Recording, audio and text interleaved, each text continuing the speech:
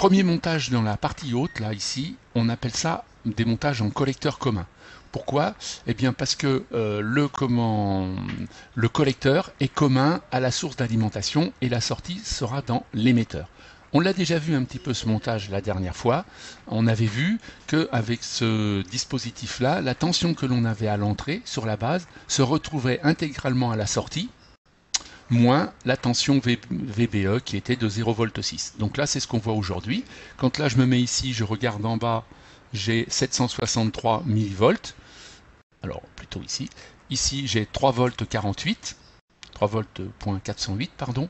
Et à la sortie, j'ai 2 volts 0,31. On voit bien qu'il y a les 0,6. Alors, on est à 0,4 là, mais c'est pas très important.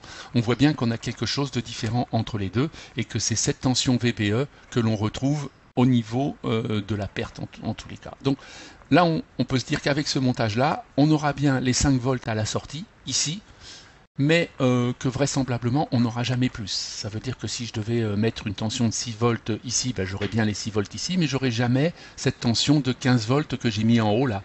En haut, on voit qu'on a 15 volts, eh bien, je les aurai jamais à la sortie. On travaille avec le PNP maintenant.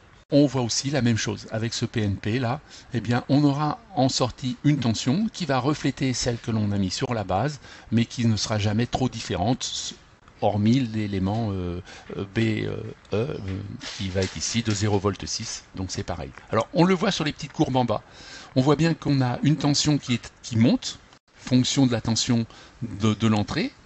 On a un petit moment où il n'y avait rien du tout, c'est le moment où le transistor n'est pas encore conducteur parce que la tension à ces bornes n'est pas arrivée à 0,6 V, donc on a une zone neutre, et puis ça monte, ça monte, ça monte, et puis ça s'arrête à 3,13 V parce que ça ne peut pas aller plus loin. Et puis après ça redescend. Et ici on a la même chose, sauf qu'on a une petite tension qui est une tension qui est un petit peu plus élevée. On va être à 1,83 V. On va bien aller jusqu'à 5,53 V, c'est-à-dire nos 5 volts maximum plus les 0,6.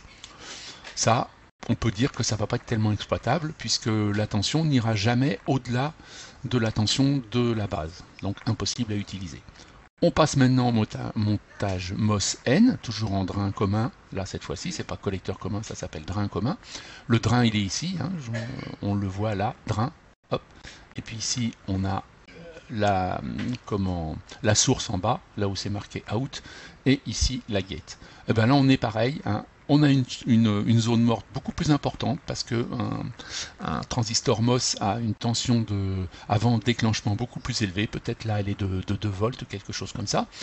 Et puis on monte jusqu'en haut, on s'aperçoit qu'on a effectivement ce qu'on avait perdu tout à l'heure, c'est-à-dire les 5 volts moins les 2 volts que l'on a ici. Donc on se retrouve à 3 volts, là on est à 2 volts 52, mais enfin on n'est pas à 1 volt près. Et puis pareil, et puis la même chose pour l'autre, on a un petit peu la même courbe que pour le P. On a bien une tension ici qui est assez forte de 2 volts 7 pour arriver au bout à 6 volts 5. On voit que ça n'est pas quelque chose qui va nous permettre de fonctionner. Si on fait rouler le montage, on s'aperçoit que le voltage, ça va nous permettre de régler la tension. Ici on voit là on est à 9 volts 4, et quand je vais bouger ça là, je vais changer les choses. Eh bien on s'aperçoit que les tensions sur les petits panneaux en bas ne changent pas. Donc aucun reflet de la tension d'alimentation de notre montage, tout en haut là, sur les sorties. C'est donc bien la gate, c'est donc bien la tension fournie par le générateur qui détermine les tensions de sortie. Donc on va pouvoir dire que toute cette partie-là du montage est à proscrire puisque de toute façon c'est quelque chose qui ne pourra pas servir.